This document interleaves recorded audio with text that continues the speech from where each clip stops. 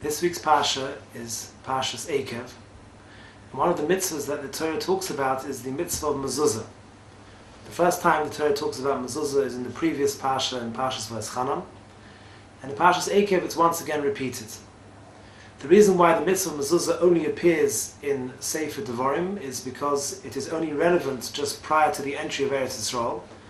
In the Midbar it wasn't relevant because there were no homes with a Tzuras HaPesach, and their tents where they lived in were not mechuyev in the mezuzah. The mitzvah of mezuzah is relevant to a girl as much as to a boy. It's a mitzvah saseh sheloi hazman geroma, and it really is one of these amazing mitzvahs that, for lack of a better word, we pay lip service to it. We touch it, we kiss it, but do we really think about what that mitzvah is saying to us? That mitzvah is a unique opportunity that we have many times a day to be given an amazing reminder, plus a great shmirah from HaKadosh Baruch Hu to change our lives and to really go in the right direction in a very special way.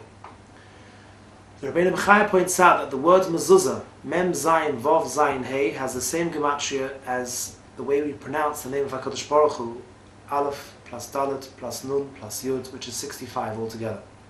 Because the mezuzah is there to remind us of HaKadosh Baruch Hu. Mezuzah, says Reb Shimshon of Fall Hirsch, the root of that word is zuz, which means to move. It's there to give you a jolt, a wake-up call, to remind you of Hashem, to remind you of your responsibilities, and to remind you that life is fleeting and you have to grab as much as you can whilst you can. In Mitzvah Hashem, when you come to Machal, we will elaborate more on this, and actually there's a long shir exactly what all the various reminders are. Let me just share with you one quick idea which is mentioned in the Kedushas Levi, which again can be very useful to remind us of a thought that we should have every time we pass by the mezuzah. Without going into all the Kabbalistic things which I have no idea about, but there is such a thing as Chochmas Hayad, which people like the Arizal once upon a time knew how to look at a person's hand and all the engravings on a person's hand and understand exactly what their ritzonos were, what they want with life, what their chukas are, what they really want to have, and who they are intrinsically. Again, this is something we don't fully understand, but the Chochmas Hayad, with all the lines on a person's hand, on those lines are written all your ritzonos, what you want in life. Interestingly, on the mezuzah also there are lines. It's called sirtutim. Every line of the mezuzah has a sirtut, a line. Halacha l'Moshe Sinai, there have to be lines on the mezuzah, and on every one of the words, under every one of the lines, there is the sirtuts on the Parashat of Shema and V'hoyam Shemoya. And those engraved lines, which are engraved on the parchments, are an intrinsic part of the mezuzah, and if it doesn't have it, the mezuzah is not kosher.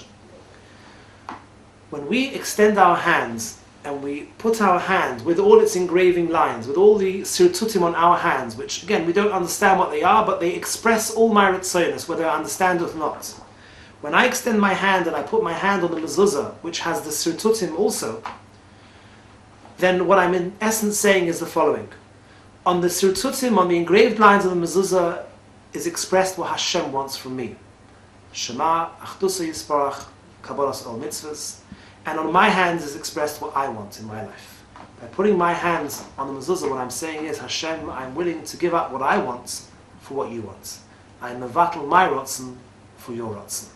That's a very important message and a very important idea that can really keep us on the right track during our lives.